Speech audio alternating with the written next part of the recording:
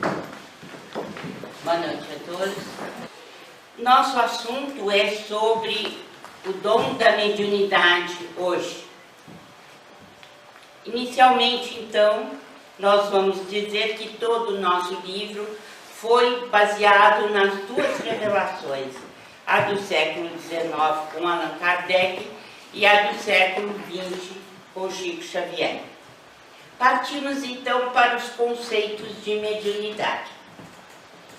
Segundo Allan Kardec, todo aquele que sente, num grau qualquer, a influência dos espíritos é por esse fato médium. A observação do codificador está no capítulo 14 do Livro dos Médiuns.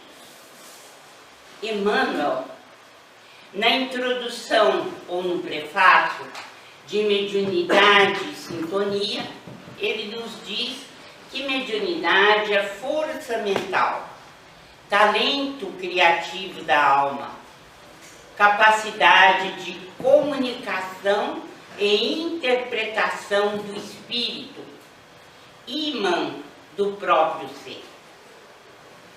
Eu gostaria muito que vocês guardassem dentro do conceito que Emmanuel nos traz, esta capacidade de comunicação e interpretação do espírito. Esta é uma qualidade, um dom dentro da mediunidade, como aspecto da mediunidade e que é sumamente importante para todos nós. Tanto Allan Kardec quanto a coleção Chico Xavier Emmanuel nos diz que a faculdade ou o dom da mediunidade é inerente a todo ser humano.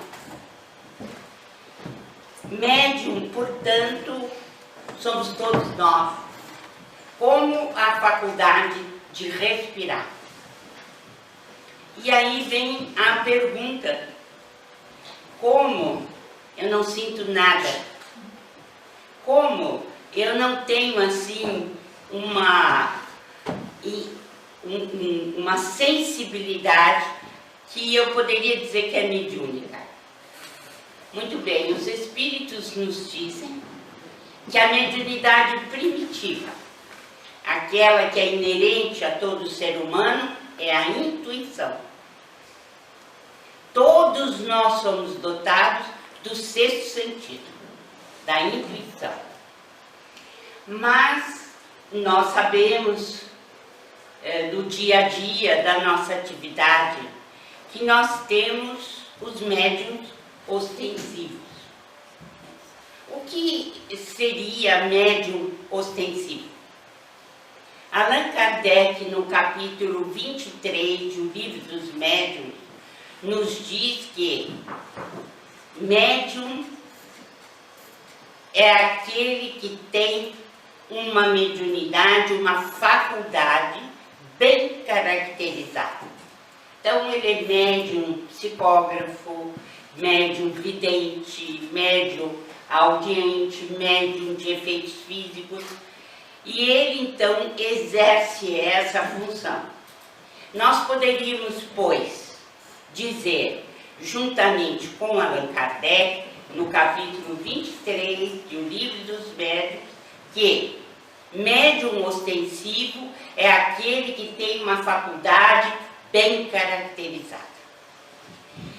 Mas não podemos perder de vista que todos nós somos médiuns.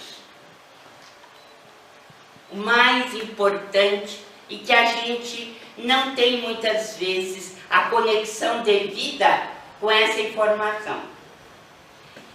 Seria erro crer-se que só por meio das comunicações escritas ou verbais exercem os espíritos sua influência.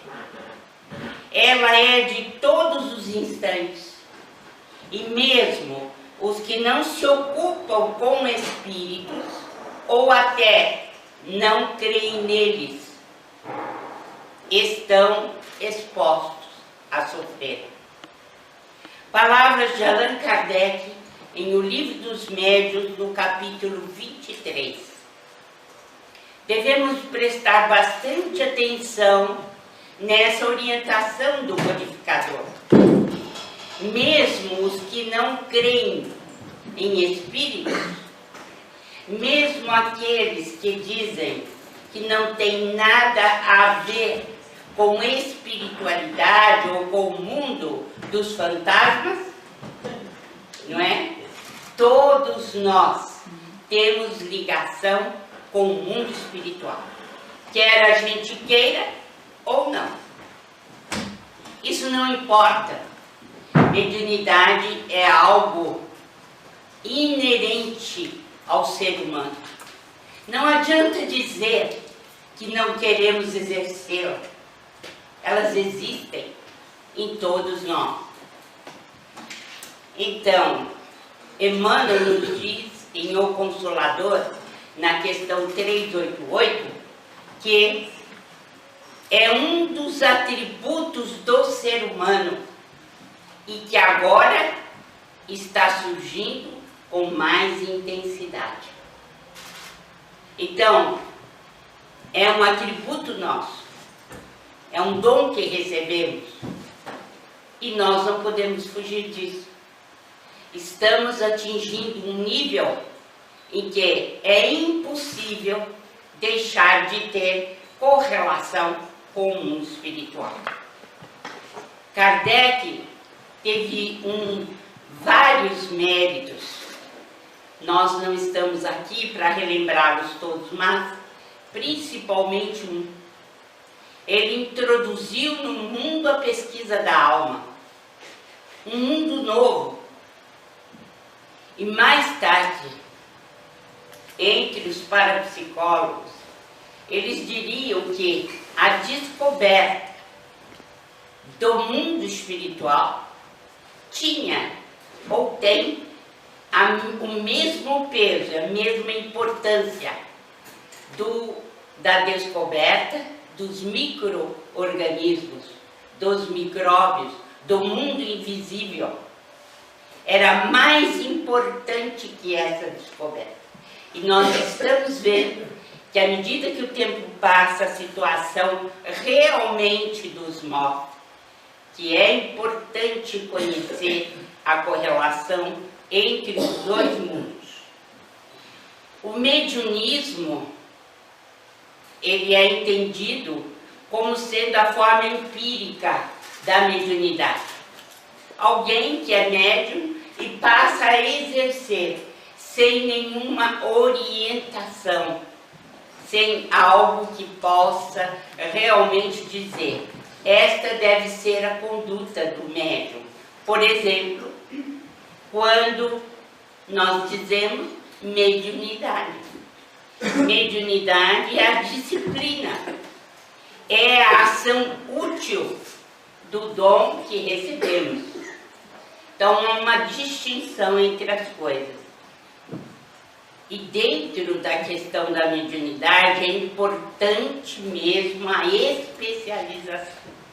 Vocês estão vendo aqui alguém dançando balé para dizer o seguinte, que a mediunidade é exercício. Ela não pode ficar estagnada. E nós precisamos de ter um rendimento maior através da especialização. O que seria isso? Quem é psicógrafo especializa-se na psicografia, na psicofonia, na mediunidade curativa e etc. Então, é importante a especialização. E ainda mais, aprendemos que a mediunidade aprimora a nossa personalidade. Se alguém aqui já exerceu a mediunidade, por exemplo, de incorporação por mais de 30 anos, vai saber o que estou dizendo. Muitas vezes as pessoas pagam sessões caríssimas de psicanálise, mas o que lhes falta muitas vezes é o exercício da mediunidade. porque esse exercício que leva a um conhecimento interior inimaginável. Você é outra pessoa depois que se dedica, por exemplo, durante 30 anos ao exercício de intercâmbio. Você conhece mais, sabe mais, explora mais você mesmo, conhece interiormente o seu coração. Por quê? Começa a fazer a distinção entre as mensagens que você recebe. O que são então os médiuns ostensivos? As raízes da mediunidade, segundo Allan Kardec, estão no perispírito e no corpo físico. Essas duas questões. A faculdade mediúnica se mostra bem caracterizada e se traduz por efeitos patentes de certa intensidade, o que então depende de uma organização mais ou menos sensitiva. No item do 244 do capítulo 23 de O Livro dos Médiuns. Então, o médium que tem uma faculdade bem caracterizada, ele precisa ter como meio de sustentação o perispírito e o corpo físico, como veremos a seguir. Quais são os graus de mediunidade? Depende do perispírito e da organização física.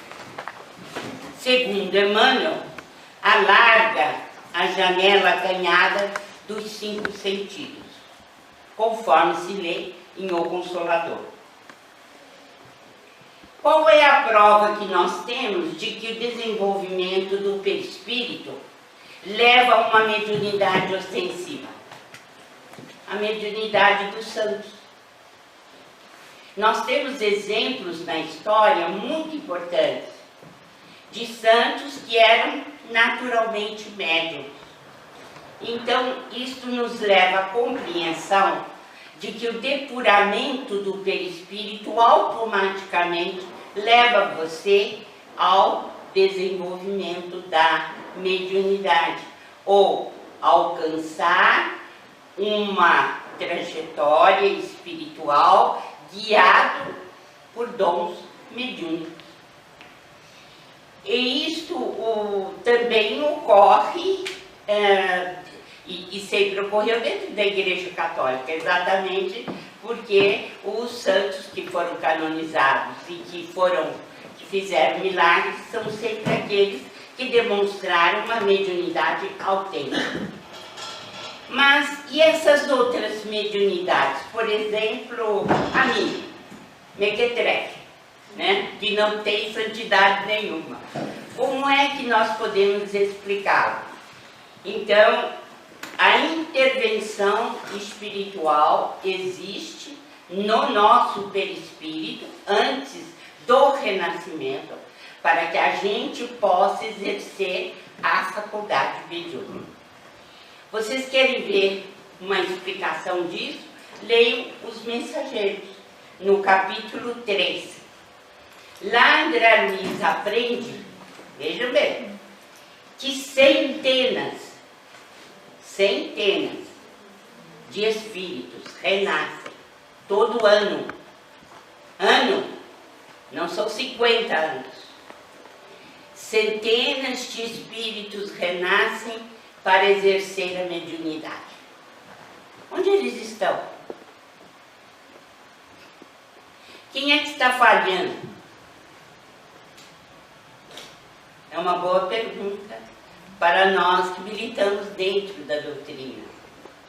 Onde eles estão? É bom reler o capítulo 3 de Os Mensageiros. E lá está. Nada. Não apenas os médiuns ostensivos são médiuns propriamente dito, mas os doutrinadores, os esclarecedores, esclarecedores.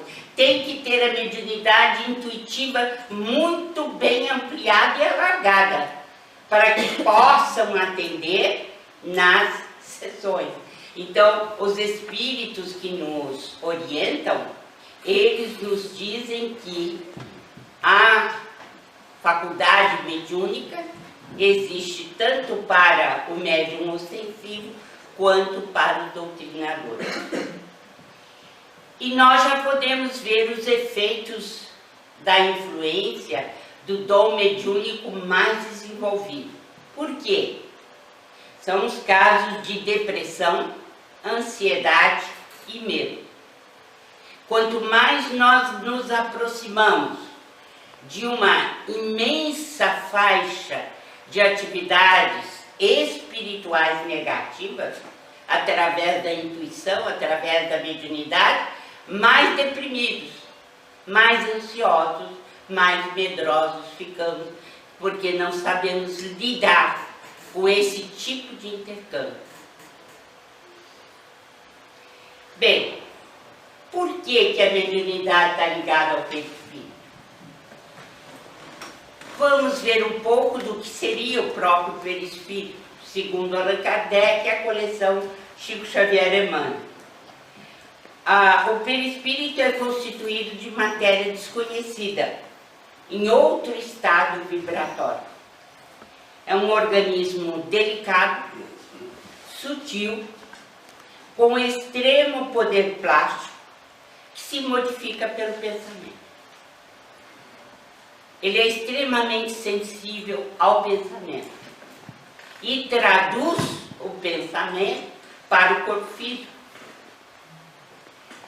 Nós temos a certeza, pela orientação dos nossos benfeitores, que se trata de uma túnica eletromagnética vibrando em faixas ainda desconhecidas para os seres humanos. E o mais interessante, creio eu, é a orientação de Lamennais a Kardec, dizendo que o perispírito leva à perfectibilidade dos sentidos. Passa às vezes despercebida essa orientação lá no Livro dos Médiuns, mas ela é extremamente importante. Porque se vocês notarem, a mediunidade, ela amplia os sentidos acanhados que nós temos. Da visão, o da audição, o do tato, né? E assim por diante. Nós temos então a possibilidade de tornar mais perfectível os nossos sentidos, ampliando a sua capacidade. Então a mediunidade é a perfectibilidade dos sentidos proporcionada pelo perispírito. Quanto mais depurado é o perispírito, mais nós entramos na perfeição dos sentidos, ampliando as suas atividades. É o caso dos santos, por exemplo. Meu marido fez um livro chamado Anchieta, Apóstolo do Novo Mundo. Interessante que no processo de canonização de José de Anchieta, tem o testemunho dos caseiros que faziam parte do Colégio São Paulo, né? Que era um colégio dos jesuítas e que ensinavam os índios e aqueles todos que lá moravam.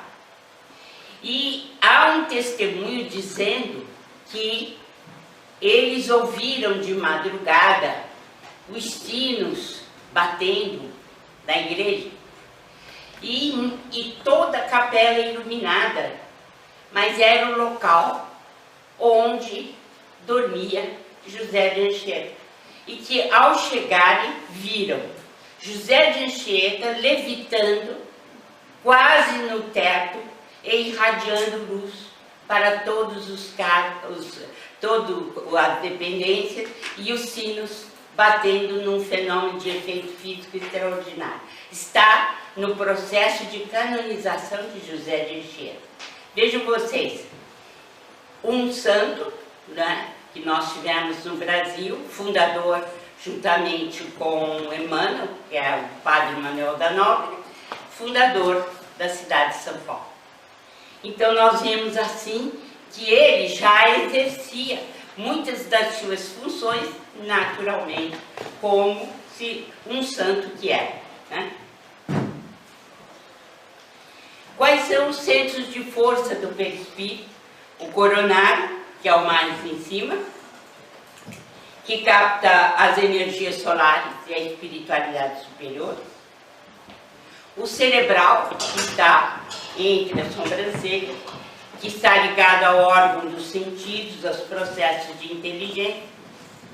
A laringe, que está ligada à voz, ao timo, à tireoide, à paratireoide.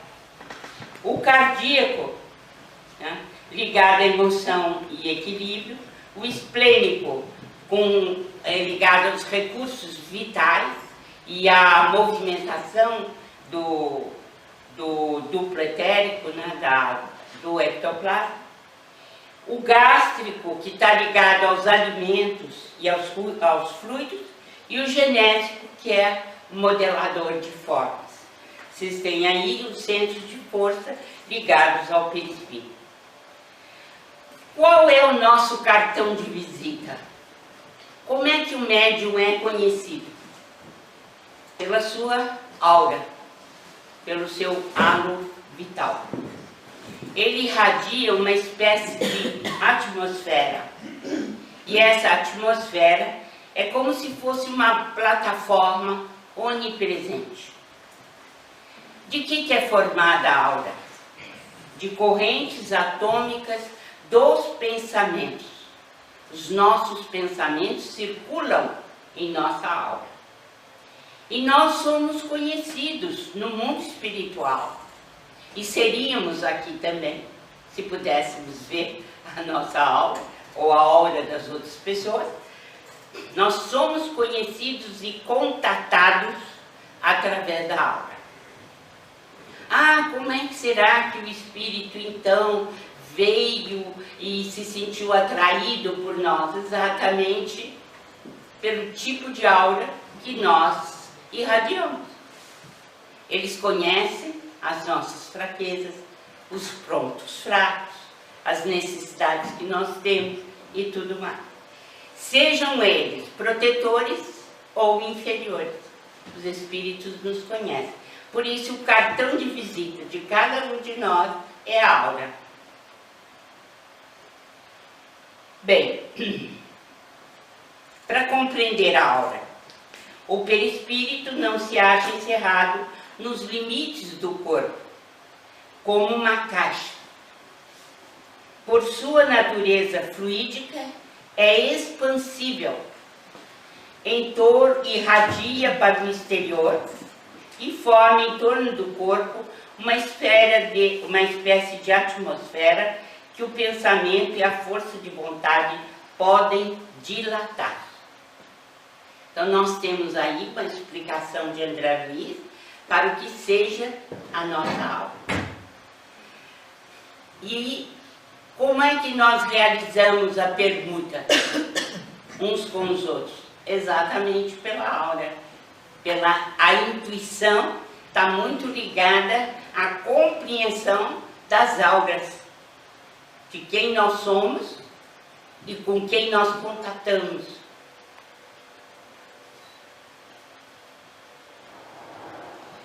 Gabriel Delane nos diz: a mediunidade não é uma faculdade sobrenatural, um dom miraculoso. Ela depende simplesmente de uma propriedade fisiológica do sistema nervoso. Não tem nenhuma relação necessariamente com a moralidade ou o grau de inteligência do médium. Aqui, Delane coloca muito bem a questão.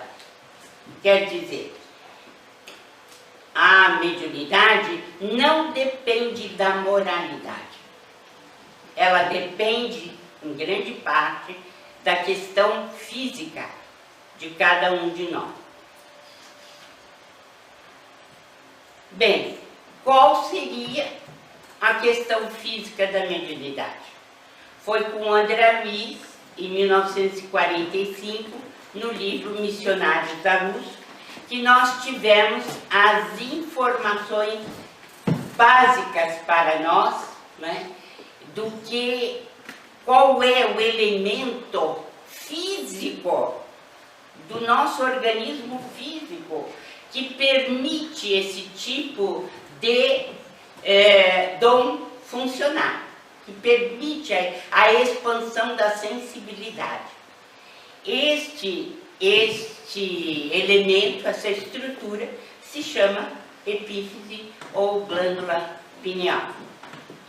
Segundo André Luiz, ou Alexandre, falando no capítulo 2 de Missionários da Luz, a epífise governa o mundo das emoções, controla todo o sistema endócrino, comanda as forças subconscientes, supre os órgãos de energias psíquicas e é fonte de criação das mais importantes.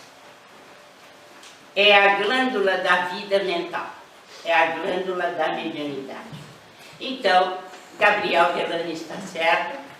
Então, com justa razão, muito mais ainda o codificador, quando dizem que a mediunidade depende do perispírito e do organismo físico. E dentro do organismo físico, dependemos especialmente de uma pequenina glândula, chamada glândula pineal. Eis algumas questões que Alexandre nos traz em Missionários da Luz. Segregando unidades força, a pineal pode ser comparada à poderosa usina que deve ser aproveitada e controlada no serviço de iluminação, refinamento e benefício da personalidade, e não relaxada em gasto excessivo do suprimento psíquico nas emoções de baixa classe. Temos aqui uma informação importantíssima. Ela é um instrumento, é a glândula da vida mental. Mas ela pode ser gasta também no quê? Nas emoções de baixa classe. Ela pode sim ter rebaixamento de suas funções, perda de energia. Ainda Alexandre, no exercício mediúnico de qualquer modalidade, a epífise ou glândula pineal desempenha o papel mais importante. Através de suas forças equilibradas, a mente humana intensifica o poder de emissão e recepção de raios peculiares à nossa esfera. É nela, na epífise, que reside o sentido novo dos homens. Entretanto, na grande maioria deles, a potência divina dorme embrionária. Quer dizer, não temos exercido a mediunidade conforme seria desejável para o nosso progresso. Nós temos gasto emoções no campo negativo, dissipando energias. Por isso, ela dorme de forma embrionária. Ainda não atingiu o volume de trabalho que ela deveria já ter. Então, aqui é só para mostrar a vocês, dentro do nosso cérebro, onde está fixada a glândula pineal. Como vocês podem ver, ela vai de 0,5 a 100, a 50 a 100 miligramas. Ela é bem pequena e ela é calcificada a partir dos 10 anos de vida no caso do ser humano. As hipóteses do Dr. Sérgio Felipe de Oliveira a respeito da pineal. Ele estudou a biomineralização da glândula, como eu disse para vocês, depois dos 10 anos, a gente tem a pineal calcificada. São cristais de apatita, cristais próprios da pineal, mas ela não deixa de funcionar até o final da vida humana, apesar de calcificada. Por quê? Porque existem estruturas diamagnéticas, segundo a teoria do Dr. Sérgio Felipe, que permite, através desses cristais, a captação das ondas eletromagnéticas. E existe toda uma teoria por trás disso. Infelizmente, o Dr. Sérgio não continuou com as pesquisas, mas esperamos que um dia ele vá continuar. Mas é importante lembrar aqui o que ele pensa sobre o médium. O médium é aquele que tem mais cristais de apatita, segundo a teoria do Dr. Sérgio, para a captação melhor das ondas eletromagnéticas. E ele diz também que o futuro médium recebe, antes do renascimento, um certo tratamento que vai permitir o exercício da mediunidade. Como nós vimos no capítulo 3º de Os Mensageiros, os espíritos preparam os médiuns antes do renascimento e provavelmente uma das preparações seja essa. Esses são os cristais de apatita. Então, o algo a mais dos médiuns ostensivos é a pineal. A pineal e o perispírito mais sensível na recepção, na captação dessas ondas. É o preparo do corpo espiritual antes do renascimento, com um cuidado especial com a glândula pineal. Por isso mesmo, nós vemos que em muitos casos a mediunidade é hereditária, que vai lhe permitir geneticamente, né, o aparecimento da pineal com mais cristais de apatita. Quais são os sintomas da mediunidade?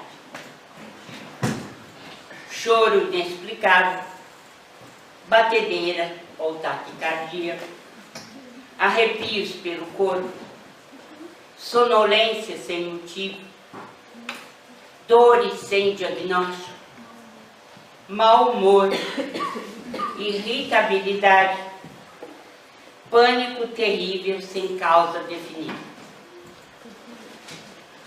Ninguém viu nada, nem sentiu nada do que eu estou falando aqui. Ninguém mesmo, né? Esse é o problema, né? E depois a gente diz, não sou médico, que é isso? Mas existem sintomas da mediunidade que são frustros ou que não aparecem de uma maneira assim clara. Por exemplo, as repercussões orgânicas ignoradas no caso da simbiose.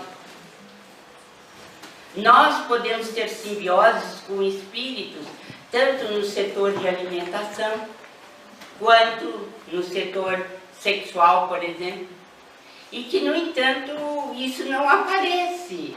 É tudo feito de maneira ignorada ou inconsciente.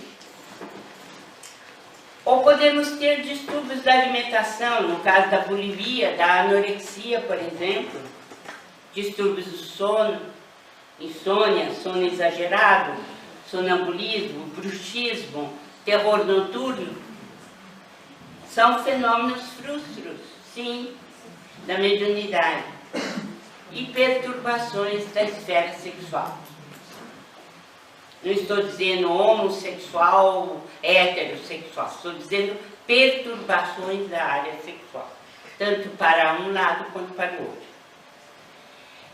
Podemos também, rapidamente, relacionar mediunidade e obsessão. A obsessão apresenta caracteres muito diferentes, que vão desde a simples influência moral, sem perceptíveis sinais exteriores, até a perturbação completa do organismo e das faculdades. Essa definição de Allan Kardec está em A Gente. Aqueles que pensam que Allan Kardec achava que era só obsessão simples, fascinação ou subjugação, estão enganados. Porque Kardec ia muito além, principalmente em 1868, quando ele já tinha aprendido muito de doutrina espírita. Então, com André Luiz e Allan Kardec, nós podemos dizer que existem parcerias em ações maléficas. Por exemplo, um terrorista que se explode para matar 50, 70 ou quem estiver à sua volta. Vocês acham que esse crime foi ventilado aqui na Terra ou no mundo espiritual? André Luiz diz que os grandes crimes são projetados no mundo espiritual. Essa é a questão. Essa é uma parceria negativa, difícil. Por quê? Porque 3/4 partes da humanidade, quando dorme, vão para as profundezas. Não vou entrar em detalhes. Parcerias em hábitos prejudiciais, aqueles que nem mesmo nós observamos. E ação maléfica por vingança, que é a obsessão que todo mundo conhece, né? Aquela da influência do espírito por vingança sobre nós. Essa é a mais difundida, mas existem as duas outras que são terríveis também e são ignoradas. Agora vem um assunto pouco ventilado na casa espírita e pouco estudado, que é a exteriorização da sensibilidade, da motricidade. Parece um negócio difícil, né? Mas é o seguinte, quando a gente está encarnado, todos os sentidos nossos estão aprisionados nos órgãos do sentido, não é? Então você tem o olho, você tem o conduto auditivo, toda a audição e assim por diante. Então os sentidos nossos estão estanques, estão bem definidos no corpo físico. Quando você deixa o corpo físico, que o seu perispírito sai, só fica o duplo etérico para que não haja a morte do indivíduo, né? Mas você se desdobra, ou você tem uma experiência fora do corpo, em que você vai com consciência, o que acontece? Os órgãos do sentido não estão mais aprisionados. Eles estão por todo o corpo perispirítico. Então, onde você vai, você vê, você ouve, você sente o ambiente, mas não pelos órgãos do sentido corpóreo. Então, desdobrou, você sabe. Agora, mais interessante ainda, isso foi muito bem estudado por Derrochat, por Delane e outros também. Então, quando a gente sai, há uma dissociação ou desarticulação das forças anímicas. Quer dizer, nós cortamos os vínculos com os sentidos estanques. Nós cortamos esse vínculo. E ao cortar, ou ao deixar de ter esses órgãos do sentido, nós exalamos ectoplasma. nós exalamos ectoplasma. Há liberação de ectoplasma. Em que casos isso ocorre? Exteriorização da sensibilidade, da motricidade. Quer dizer, não estamos mais dependendo dos órgãos dos sentidos corpóreos. Quando? Quando nós estamos em desdobramento, quando nós estamos na dupla vista, na bicorporeidade, na psicometria, na materialização e nos efeitos físicos, em geral. Por quê? Porque o espírito se desloca da matéria sem estar aprisionado mais à gaiola dos 5 sentidos. E cada vez que isso ocorre, nós desarticulamos as nossas forças e sai ectoplasma. Alguém já assistiu uma sessão de materialização aqui? Ouviu falar? Ou leu? Já leu? A quantidade de ectoplasma é grande, mas o que acontece com o médium? Ele está dormindo. Ele não está consciente. Então ele se retira do corpo físico, não está mais consciente e todas as suas junções do olho, do ouvido e dos órgãos do sentido começam a liberar ectoplasma. Isso se chama desarticulação das forças anímicas. Por exemplo, o que é a dupla vista?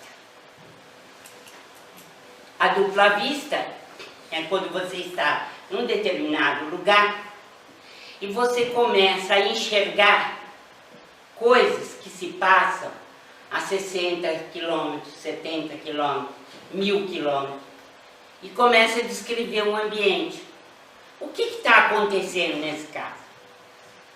Alguém tem ideia? Isso, o espírito se desdobra e vai embora. E vai em determinado lugar, só que ele não vai com os órgãos dos sentidos. Quando ele chega num determinado lugar, ele vê, ouve por todo o seu perispírito. Ele não está mais enjaulado, encarcerado. Alguém já ouviu falar de Swedenborg? Sueco? Já ouviram falar? Muito bem. Swedenborg estava numa reunião com amigos e até um determinado momento estava tudo correndo certo. De repente, ele começou a descrever o que se passava a 65 quilômetros de Göteborg, onde ele estava. E ele morava na capital, né? Então, ele começou a ver o incêndio e dizer, minha casa vai pegar fogo. Ele viu todo o desenrolar do incêndio até que o incêndio chegou até sua casa e não a atingiu. Isso se chama dupla vista. Porque ele está aqui com os amigos e está vendo na distância. Mas para fazer isso, ele precisa de desdobrar-se. Ficou claro ou não? Qualquer coisa vocês vão fazendo perguntinha por escrito, por favor. Nós vamos discutir tudo. Hoje é dia, né? Vamos lá. Então, nós vamos explicar um por um esse fenômeno. Quando alguém faz uma sessão de hipnotismo, vocês já ouviram falar que o hipnotizador pode dar uma ordem? A pessoa cumpre essa ordem, né? Mas ele pode dar a ordem de que o braço dele não esteja mais funcionando. E aí ele fica desesperado. Ele diz assim, você está cego e você não movimenta a mão direita nem a esquerda. E ele fica desesperado, por quê? Porque ele não tem, ele fica cego mesmo e ele não se movimenta. Sabe o que aconteceu? Então, ali vocês estão vendo um vapor branquinho, que não está muito branco ou não tem muito vapor, me perdoe, mas a tentativa foi de mostrar, né? Então, um vapor branquicento no tórax que se eleva. A duplicata dele próprio, do que está sendo hipnotizado, no caso dessa moça, ela fica do lado esquerdo do corpo, ela se desloca. Ela tem um deslocamento, quer dizer, ela tem um desdobramento. E ela liberta a sensibilidade e a motricidade. Quer dizer, aquilo que ela tinha normalmente como sendo a força motriz do braço, ou enxergar pela visão comum, ela passa a não ter mais. Por quê? Porque ela se desdobrou e ela se desligou dos órgãos do sentido. Então, quando o hipnotizador dá a ordem, ela obedece desdobrando-se. É esse ectoplasma que ela consegue botar para fora, nesse desdobramento, faz com que seja cortada a motricidade dela no campo físico, ou a visão, conforme a ordem que o hipnotizador dá. E como vocês veem, essa questão da hipnose é séria. Precisa tomar cuidado com quem hipnotiza.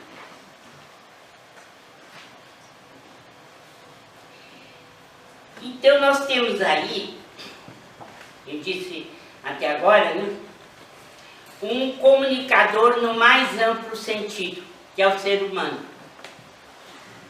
Primeiro consigo mesmo, porque ele consegue, através da intuição, intuir muita coisa para ele mesmo. E do próprio sonho, por exemplo, que ele tem. Com seres encarnados e desencarnados. Nós podemos nos comunicar com pessoas vivas, do ponto de vista terrestre, ou pessoas desencarnadas. Nosso contato pode ser o mesmo. Os fenômenos podem ser anímicos, do espírito encarnado, e podem ser fenômenos espiríticos.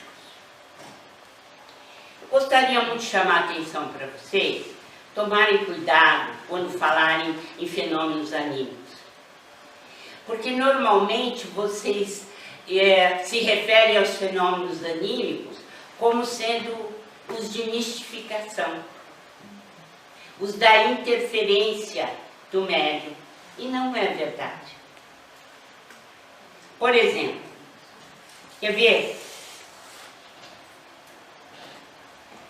Os fenômenos anímicos. Ação que o homem vivo exerce além dos limites do corpo. Quais são os fenômenos anímicos? Estudados por grandes metapsíquicos. Telepatia, pressentimento, sonambulismo, desdobramento, bicorporeidade, avisos no leito de morte, dupla vista, comunicações através da fala, da escrita, etc. Vocês nunca ouviram falar que na sessão mediúnica pode vir alguém que esteja em coma na UTI? O que é isso? Ele está se comunicando pela fala. É um fenômeno anímico? Ele está encarnado? Então, nós devemos tomar cuidado com essa questão do anímico. Anímico é uma coisa, né? Mas mistificação é outra. É outra coisa. Não vamos confundir, porque não dá certo.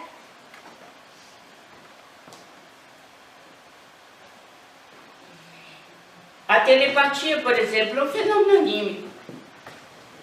É de encarnado para encarnado. Então, é a influência de uma mente sobre a outra. Existem pesquisas russas muito interessantes, do Leonid Vassiliev, na Universidade de Leningrado, que através de cabines blindadas, descobriu que o pensamento não tem obstáculo para ele. A telepatia pode ser medida dentro da universidade e por câmeras blindadas. No entanto, as pessoas se comunicam telepaticamente. Nós vamos ver alguns enganos, perdas de encarnação, que são úteis para a gente refletir. Otávio preparou-se por 30 anos em nosso lar para ser médico, em virtude de problemas de vidas anteriores. A mediunidade é fonte de resgate, muito importante para o ser humano, mas não é levada a sério, para a maioria. Ele preparou-se então durante 20 anos e tinha recebido a certeza de que 6 amigos de nosso lar iriam reencarnar para ajudá-lo na tarefa mediúnica.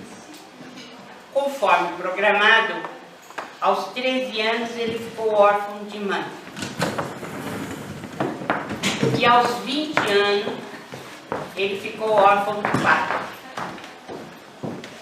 Após a desencarnação de sua mãe, dos 13 aos 20 anos, seu pai foi casado em segundas núpcias e teve 6 filhos com esta senhora. Quando o pai desencarnou, Otávio tinha 20 anos. Ele rejeitou os 6 filhos da madrasta. O que acontece é que com 13 anos ele começou a ter sintomas de mediunidade. Foi consultar um psiquiatra e o psiquiatra recomendou que ele tivesse relações sexuais porque o que ele estava tendo era problemas nessa área. Nada tinha a ver com mediunidade. E vocês sabem, há muitos anos atrás, a pessoa que desvirginava uma jovem era obrigada a casar com ela. Nós estamos falando de uma encarnação ali na primeira metade do século XX. E o que acontece é que ele seguiu à risca o que o psiquiatra falou, e seguiu tanto à risca que ele ficou em risco de morrer se não se casasse com uma jovem e ficara grávida dele.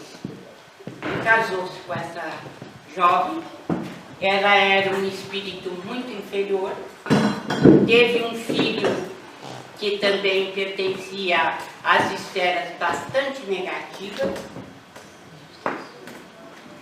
e ele passou por problemas muito sérios e morreu com sífilis, álcool e desgostos.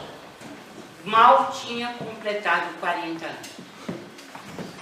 E os 6 irmãozinhos que ele rejeitou eram 6 amigos de nosso lar que tinham renascido para ajudá-lo a levar à frente a mediunidade. Não só ele não quis saber nada com a mediunidade, como desencarnou muito mais cedo. E o fato é que ficou na zona do umbral, penando horrivelmente por ter fracassado. O desastre de Acelino renasceu também com vidência, audição, psicografia. Era para trabalhar por 20 anos em favor da humanidade. Descobriu que a sua faculdade era uma excelente fonte de renda. Passou a cobrar pela mediunidade, negócios delituosos, consulentes criminosos que vinham para tratar de negócios com ele. Desencarnou em tristes condições, passou mais de 11 anos espiando a falta no umbral. A experiência de Joel, que tinha facilidade para recordar o passado, pertenceu à Inquisição Espanhola. E ele teve notícias, através dessa mediunidade especial, de padres, bispos e políticos. E ele ficou tão entusiasmado com isso que se esqueceu da missão principal, que era construir um abrigo de órfãos, para órfãos, e um ambulatório gratuito. E trabalhar na mediunidade em favor do bem. Desencarnou em péssimas condições e vive em estado de alucinação no mundo espiritual.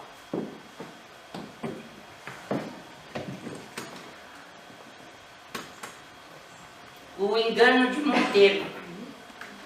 Enfrentava obsessores cruéis, fazia exortações decoradas, pregava paciência, mas na vida diária protestava as promissórias dos que não pagavam para ele na vida comum, sem nenhuma misericórdia.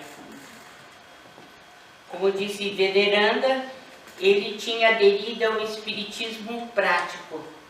Nunca se interessou, todavia, pela verdadeira prática do espiritismo junto a Jesus. Essa é uma das dificuldades.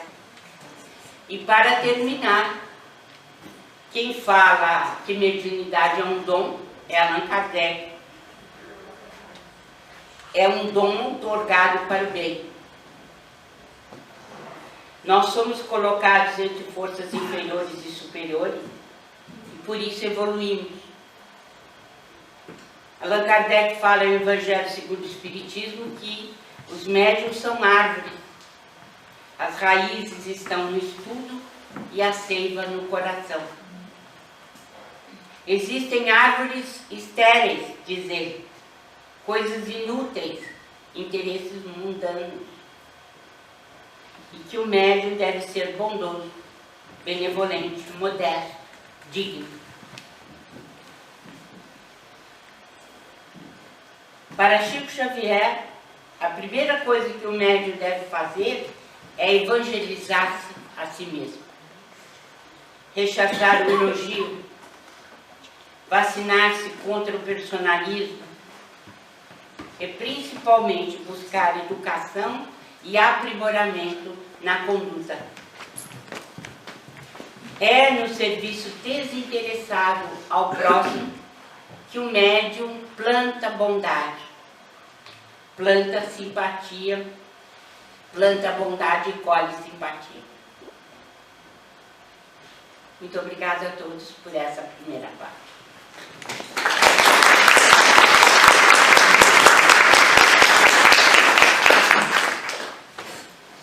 Bem, tem uma pergunta por escrito. Você falou de sintomas de mediunidade, desespero, raiva, etc. Isso pode ser visto já nas crianças? Se você vê isso acontecendo com seu filho, como poderia ajudá-lo? Falo com ele, tento perguntar o que está sentindo ou deixo até isso passar? Minha irmã, acho que isso pode acontecer com qualquer ser humano. E é possível, sim, que as companhias não sejam muito boas. Estamos falando de uma criança, mas nós somos espíritos imortais. Trazemos as questões do nosso passado espiritual. Mas eu aconselharia muito mais a dar noções do Evangelho de Jesus para seu filho.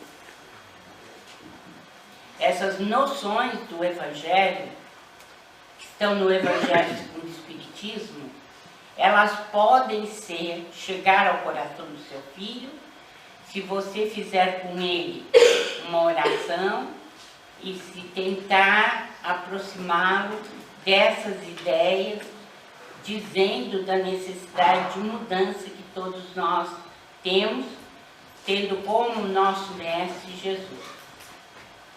Acho isso importante. Se houver no seu conhecimento algum centro espírita que ele possa ir para receber passe, isso será de muita utilidade.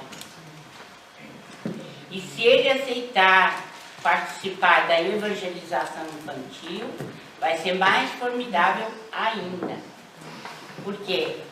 Porque ele vai ter as noções de espiritualidade que são essenciais para a vida dele.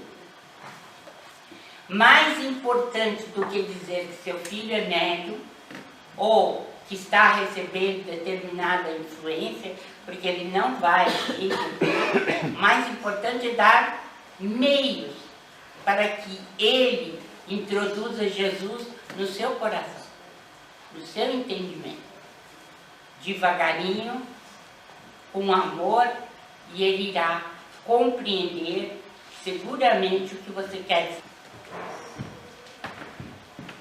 Se eu posso esclarecer um pouco mais sobre mediunidade hereditária.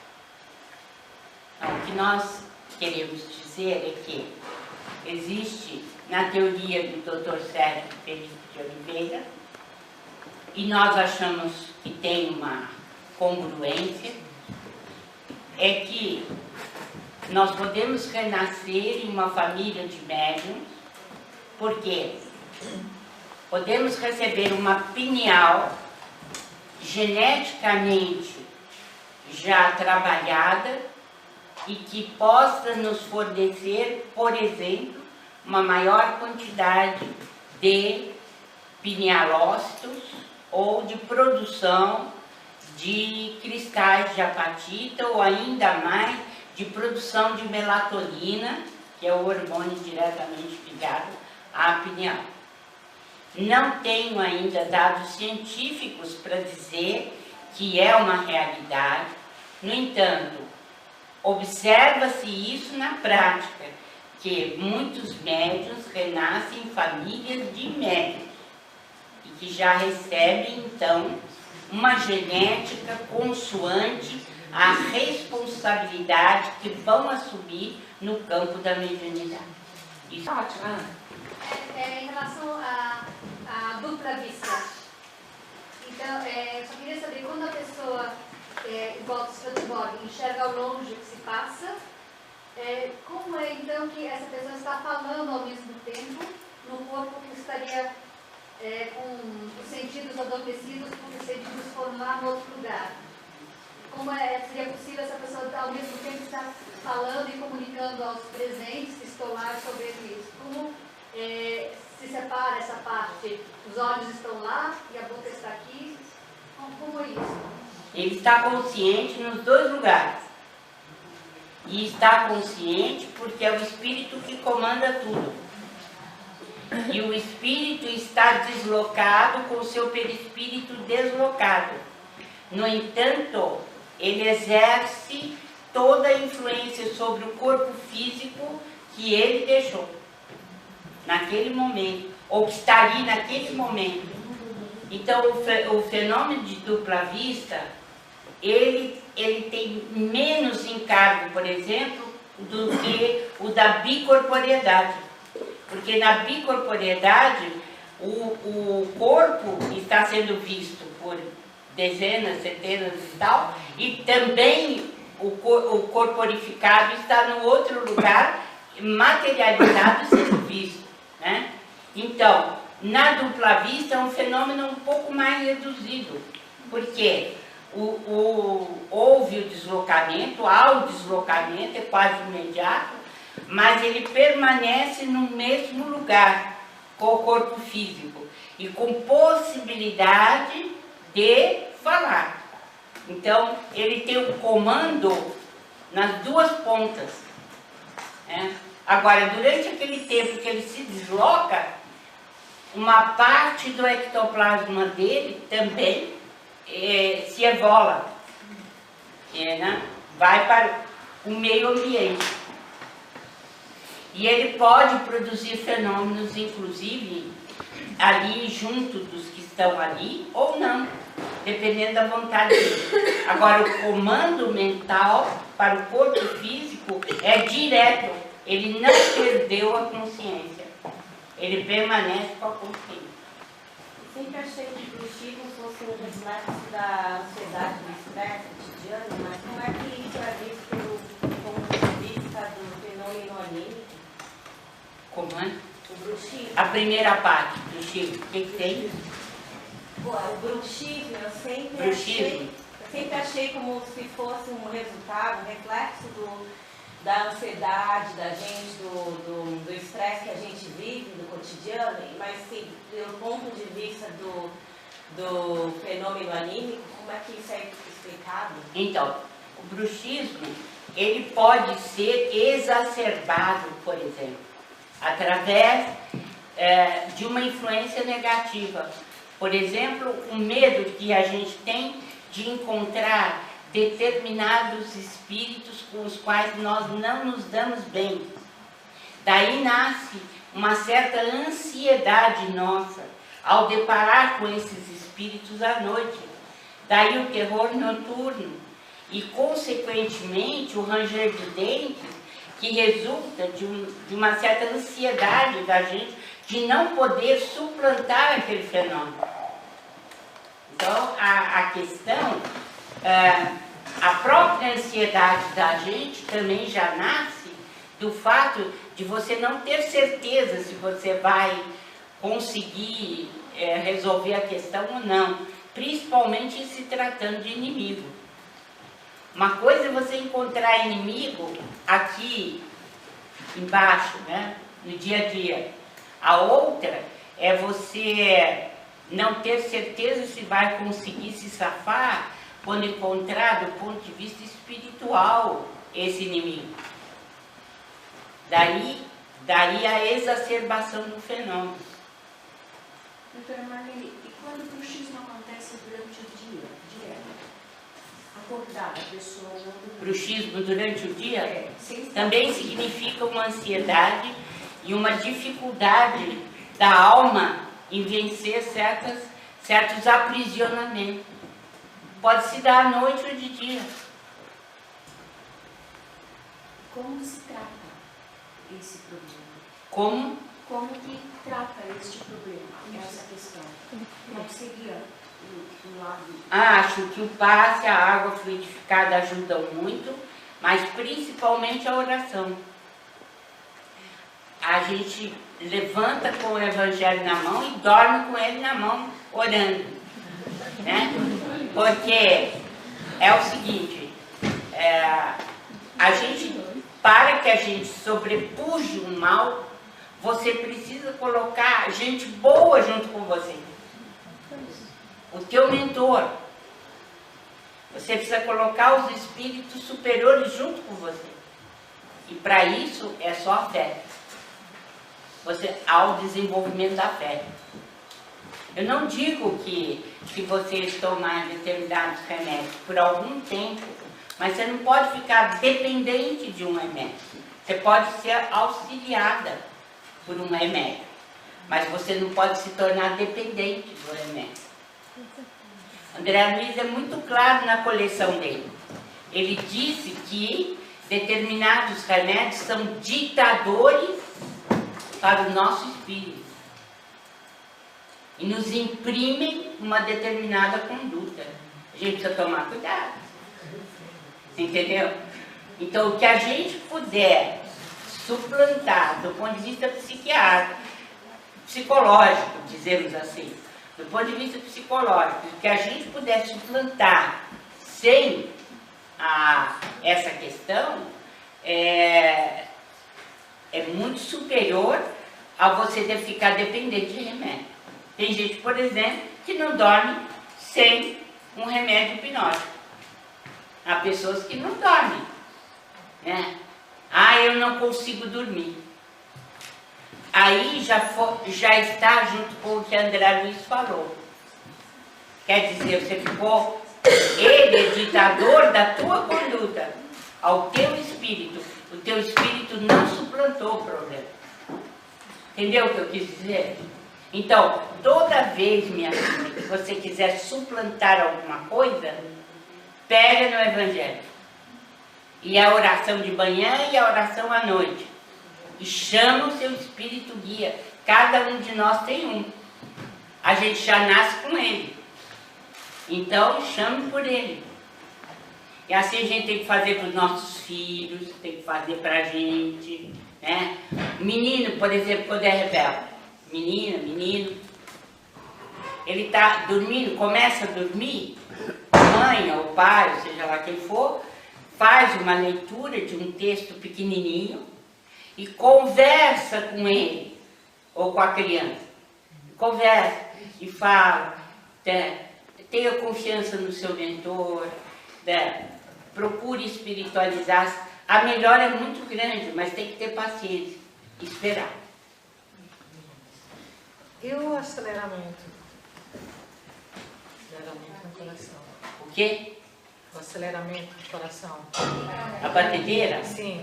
Da taquicardia. É porque a mediunidade é um fenômeno adrenérgico, do simpático.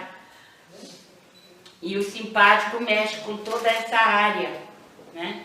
Toda essa área que mexe com a frequência do coração, etc. Então, o próprio desenvolvimento da mediunidade e a tua utilização da mediunidade para o bem, né, faz com que esse fenômeno não aconteça mais. Mas, primeiramente, você tem que confiar e dedicar. A mediunidade é algo que a gente explora pouco, mas que tem uma utilidade enorme na vida das pessoas quando utilizada para o bem. A pessoa muda o seu psiquismo, mas é preciso perseverar, porque nos primeiros tempos, minha filha, haja Deus, eu sofri muito. Estou fazendo 52 anos de mediunidade neste mês.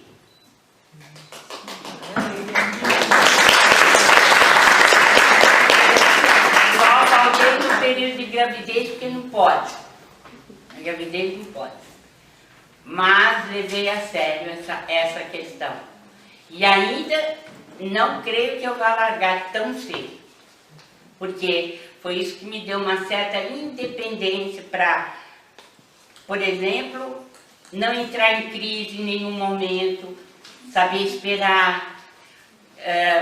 Quando alguma coisa não acontece como eu quero, eu tenho que dizer não, porque não tinha que ser assim. Eu tenho que compreender, eu tenho que ter calma, tenho que ter paciência.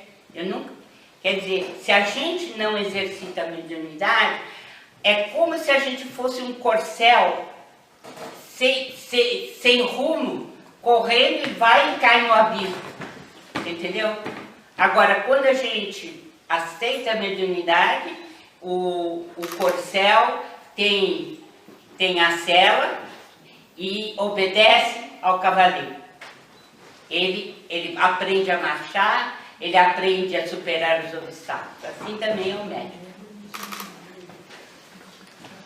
Doutora Marlene, a senhora mencionou a questão desse desenvolvimento mediúnico como ferramenta para o aperfeiçoamento do espírito, para a evolução espiritual. Para trabalhadores... Desenvolvimento para... O desenvolvimento espiritual. Nós, como trabalhadores, eu conheço algum grupo de pessoas que acredito que esteja na mesma situação. Como identificar essa mediunidade se você não sente calafrio, não sente frio, não vê nada, não se identifica como um médium? Como você vai desenvolver uma mediunidade que você não identifica? Mas existem determinados sintomas que a gente tem, por exemplo, a irritabilidade, ela indica muito psicofonia.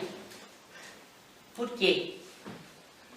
Porque a cólera, né, é uma reação instigada por espíritos e que nos chegam muitas vezes, claro que surge de nós, não vou dizer que não, mas que é aumentada do ponto de vista espiritual quando a gente não está bem orientado e se deixa levar pela inspiração negativa.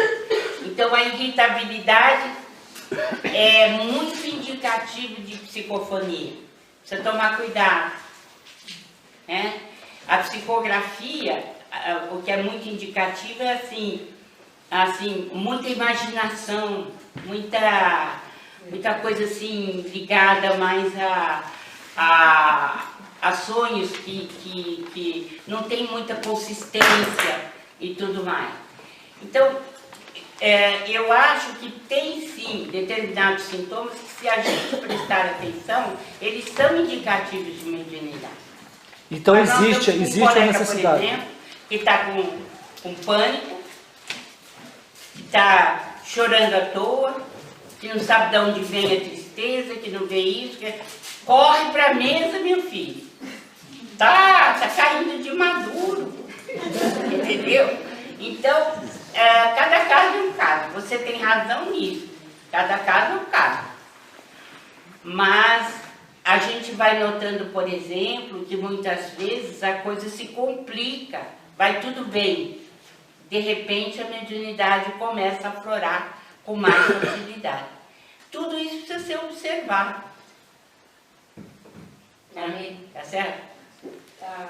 Agora, isso me fez pensar no seguinte: muitos médiums, muitas pessoas que têm esses sintomas, que estão caindo de maduro, são chamados imediatamente para uma reunião mediúnica, para um trabalho.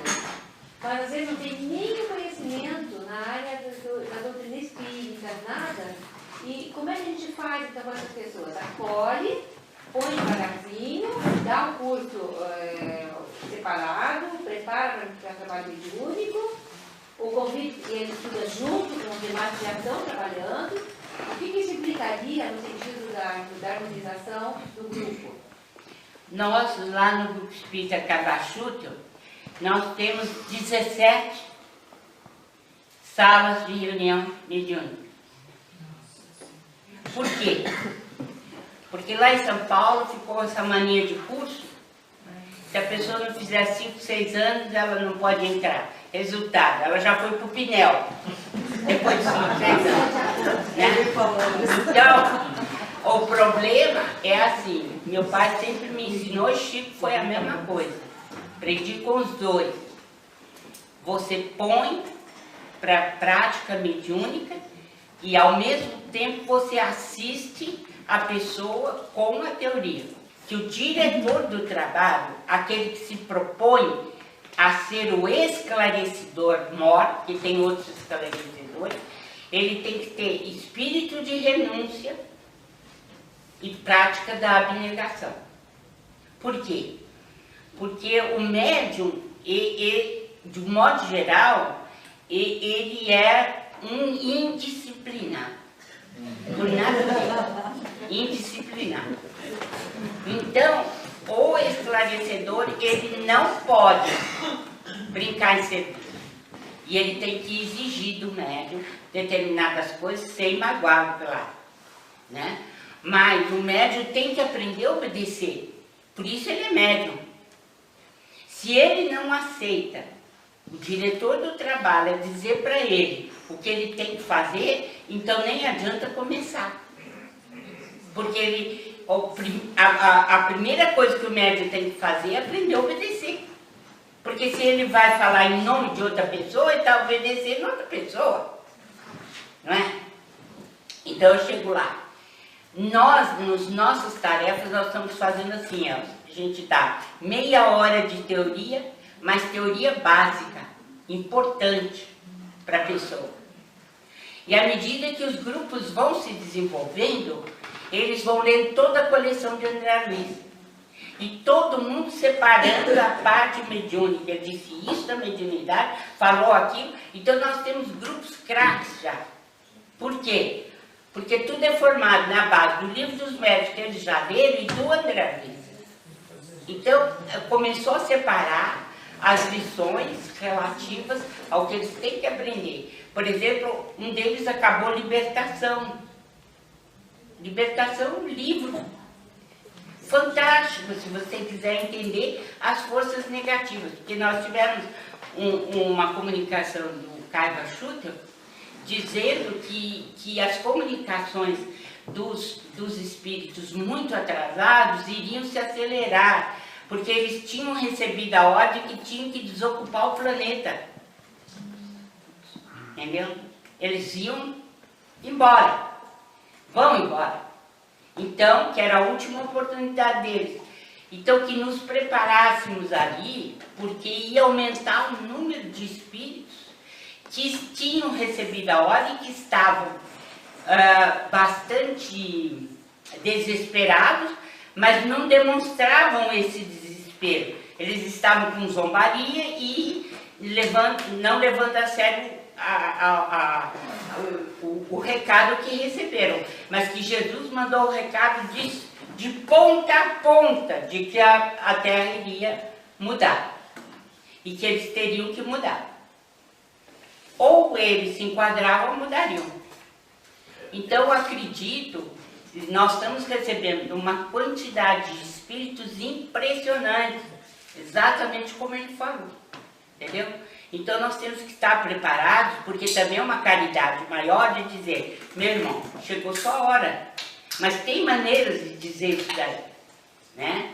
Então as nossas reuniões, elas têm dado muito bons resultados assim, em que você mescla a teoria com a prática, principalmente numa cidade como Londres, em que você não tem possibilidade de vem um dia para o estudo, outro dia para o desenvolvimento.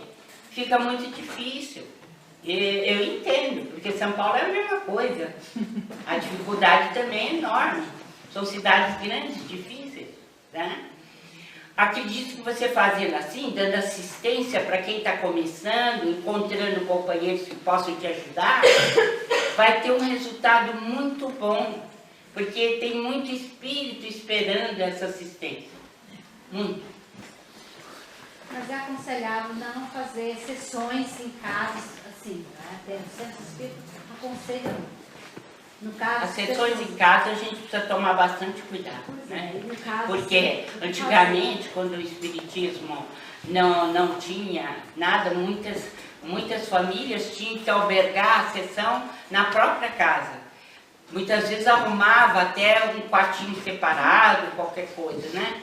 Mas ultimamente não. O espiritismo ganhou casas em tudo quanto é lugar e onde se pode fazer esse tipo de coisa, né? Separadamente da vida familiar. Bulimia também estão ligadas a distúrbios de mediunidade? Quem? Anorexia. Anorexia e bulimia? É que há uma influência, segundo que o André Luiz diz, que os transtornos mentais, né, eles estão muito ligados à influência negativa também. André Luiz fala isso. Doutora Marlene, a questão da mediunidade durante o sono, como educar, já que você está dormindo e não fica mais difícil, como fazer essa mediunidade algo útil durante o sono e mais tranquila também? André Luiz diz que o sono é a continuidade da vida física diária. Então, muitas vezes, no dia a dia, nós não nos preocupamos tanto do ponto de vista espiritual, né? Então, como a noite é uma continuação do que aconteceu durante o dia, a gente precisa prestar atenção no que faz durante o dia, por causa das ligações. Meu livro Obsessão e Suas Máscaras, eu falo sobre o sono, né? E a questão dos médiums à noite. Tem a questão da Dona Isaura, uma médium até importante, mas devido ao ciúme do marido,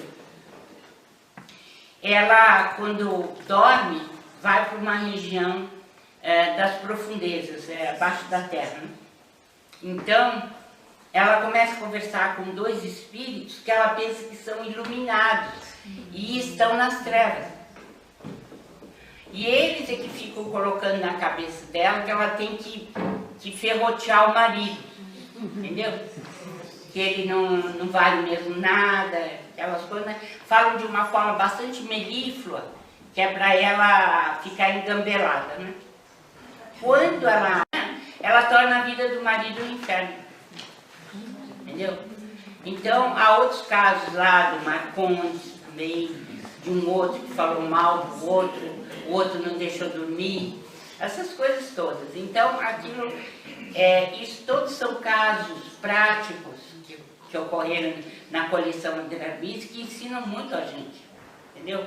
Mas acho que a vontade de fazer o bem, a ligação com o mentor na oração à noite, a vontade de fazer o bem, eu acho que isso marca a gente para uma situação melhor à noite. As médiums de psicofonia grávidas podem participar da reunião mediúnica com médiuns psicofônicas ou deverão ficar na assistência?